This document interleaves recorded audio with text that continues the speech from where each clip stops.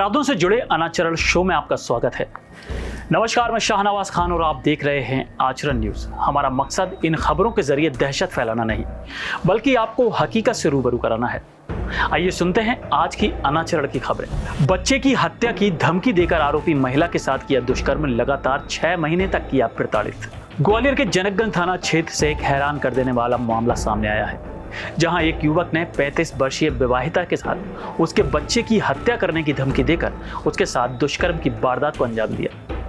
दरअसल ये मामला ग्वालियर के जनकगंज थाना क्षेत्र के बख्शी की गोट इलाके का है, जहां महिला अपने बेटे के साथ रहती है। 6 महीने पहले पड़ोस में रहने वाले अमन से उसकी पहचान हुई थी। इसके बाद अमन का महिला के घर आना जाना शुरू हो गया। इस दौरान महिला को अकेला पाकर अमन ने उसके बेटे को जान से मारने की धमकी देकर दुष्कर्म की वारदात को अंजाम दिया। यही नहीं, इसके बाद भी वह करीब 6 महीने से धमकी देकर महिला के साथ घिनौना काम करता चला रहा है। इससे परेशान महिला ने इस मामले की जानकारी पुलिस को दी है। इस पर पुलिस ने आरोपी अमन के खिलाफ दुष्कर्म की धाराओं में मामला दर्ज कर उसकी तलाश शुरू कर दी है। आचार संहिता के चलते अवैध मादक पदार्थ के धंधे से जुड़े लोगों के खिलाफ पुलिस की बड़ी कार्रवाई। एक महिला और एक पुरुष को किया गिरफ्तार। इस समय गर्मी से ज्यादा चुनावों का मौसम चल रहा है, इसलिए पूरे देश में आचार संहिता लागू है। इसी के चलते अवैध मादक पदार्थों से जुड़े लोगों के खिलाफ कार्रवाई करने में पुलिस पूरा दमखम दिखा रही है। इसी के चलते हजीरा थाना पुलिस को एक ऐसी ही सूचना मिली, जिसमें बताया गया कि एक महिला तस्कर द्वारा अपने एक साथी की मदद से गांजा और स्मैक सप्लाई करती है।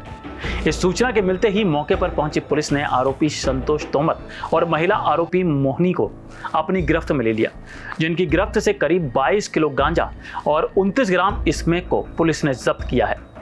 पकड़े गए माल की कीमत करीब 5 लाख से ज्यादा की बताई जा रही है। इन आरोपियों पर पुलिस ने एनडीपीएस एक्ट के तहत मामला दर्ज कर लिया है। आरोपी माल कहां से लाते थे और कहां सप्लाई करते थे, इस बारे में अभी पूछताछ की जा रही है।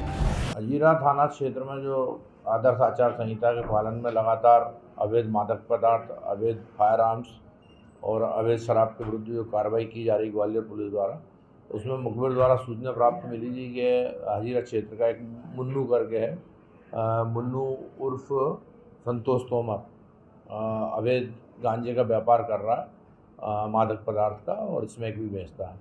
उक्त सूचना पर उसके घर पर जाके हजीरा पुलिस द्वारा रेड की गई थी। तो रेड के दौरान उसके कब्जे से 3 किलो गांजा और करीब 3 ग्राम स्मैक बरामद हुई थी। धारा 8/20 और 8/21 एनडीपीएस एक्ट में प्रकरण पंजीबद्ध कर विवेचना में लिया गया। आरोपी से पूछताछ की गई कि गांजा और स्मैक कहाँ से लाता था।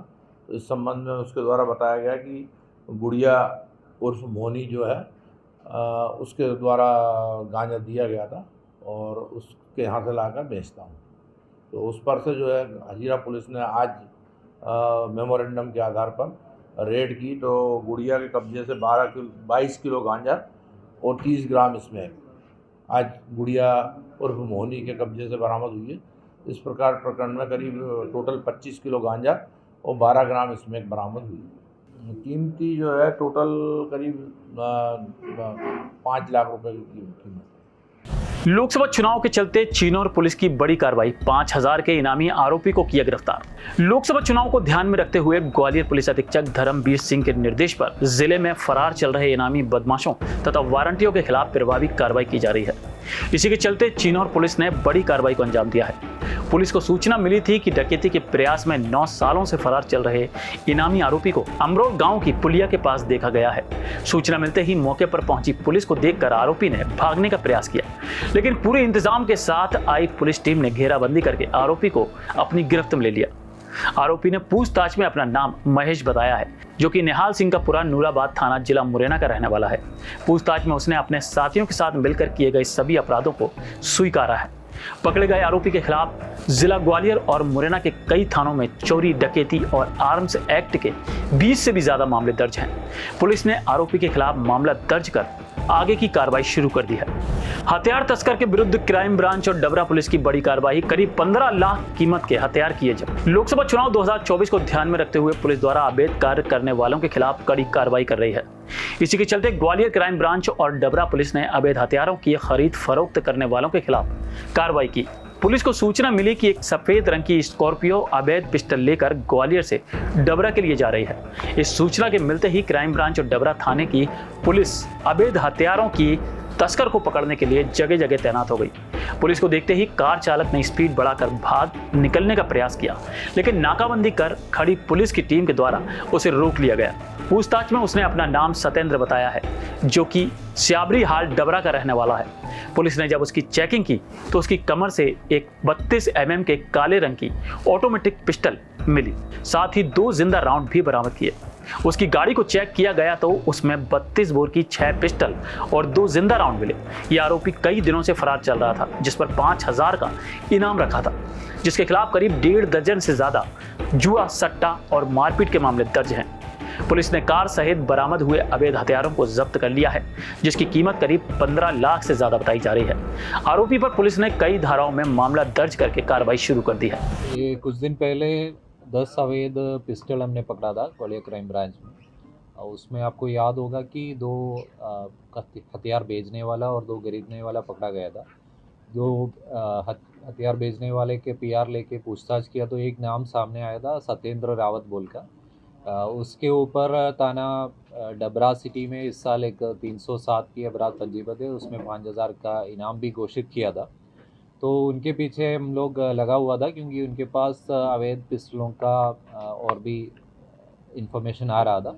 तो पिछले कॉम्बिंग गश्त के दिन से लगातार थाना क्राइम ब्रांच का और थाना डबरा सिटी का टीम उनके मूवमेंट डबरा शहर एरिया में आने की वजह से उधर ट्रैक कर रहा था। तो ये हमको ये सफलता मिला है, रोड चेकिंग के दौरान एक वाइट स्कॉर्पियो में ये व्यक्ति पकड़ा गया, और ये जो पकड़ा गया व्यक्ति के हाथ से 6 पिस्टल बरामद हुआ है। इसमें से एक पिस्टल वो बहुत स्पेशल है, क्योंकि ये छोटे से पिस्टल से ऑटोमेटिक फायर कर सकते हैं, मतलब बर्स्ट फायर कर सकते हैं, और बाकी पिस्टल भी अच्छे क्वालिटी का है। तो इस व्यक्ति के ऊपर पहले से 12 से अधिक अपराध, वो भी गंभीर मामलों पे दर्ज है, और डबरा सिटी में एक 307 इस साल हुआ था। वही वेपन उसी घटना में भी प्रयुक्त 315 बोर की एक वेपन भी इस व्यक्ति से बरामद किया है। और अभी ये आरोपी को PR पे लेके ये जो वेपन के सोर्स वगैरह हम पता करेंगे, और इसके और भी लिंक्स जुड़ेंगे। जिन जिन के पास और वेपन्स है वो सब उनको पकड़ के बरामद करेंगे। अभी जो नॉन ऑटोमेटिक वेपन्स है वो 5 पिस्टल है, वो सेंधवा बुरहानपुर तरफ के आना बता रहा है, और जो ऑटोमेटिक वाला पंजाब में बता रहा है। अभी वो सारे जांच की विषय है, अभी बोलना वेरीफाई होके बोलना मुश्किल है। अभी आरोपी को पूछताछ करना पड़ेगा PR में लेके। बहला फुसलाकर और बड़े सपने दिखाकर 17 साल की लड़की को दिल्ली ले गए आरोपी। अपराधों से भरी इस दुनिया में किसके साथ कब क्या हो जाए कुछ कहा नहीं जा सकता। हमारे आसपास ऐसे कई आपराधिक तत्व पनप रहे होते हैं जिनकी हमें भनक तक नहीं लग पाती है। ऐसा ही हुआ ग्वालियर की रहने वाली 17 साल की किशोरी के साथ, जिसे एक युवक और महिला बहला फुसलाकर बड़े बड़े सपने दिखाकर दिल्ली घुमाने ले गए। आरोपी उसे अपने फायदे के लिए दिल्ली ले गए थे, जहां वे उसे GB रोड पर बेचने की फिराक में थे, जिसकी भनक किशोरी को लग गई और किसी तरह वो उनके चंगुल से भाग निकली। यहाँ ग्वालियर कोतवाली पुलिस को जब इसकी सूचना मिली तो पुलिस की एक टीम तुरंत दिल्ली पहुंची और पीड़िता को बरामद किया। इसके बाद उसे 1 स्टॉप सेंटर भेज दिया, जहां किशोरी ने उसके साथ हुई घटना के बारे में खुलासा किया। किशोरी के द्वारा दिए गए बयान के आधार पर पुलिस ने आगे की कार्रवाई शुरू कर दी है। कोतवाली थाना क्षेत्र से जो है 21 मार्च को एक नाबालिग चली गई थी, उस पर से उसकी मां द्वारा रिपोर्ट दर्ज कराई गई थी। कोतवाली पुलिस द्वारा तत्काल धारा 363 का अपराध पंजीबद्ध किया गया था और विवेचना की गई थी। विवेचना में जो है CCTV फुटेज के आधार पर बच्ची जो है टमटम से अकेली जाती हुई दिखी है और रेलवे स्टेशन तक वो गई है।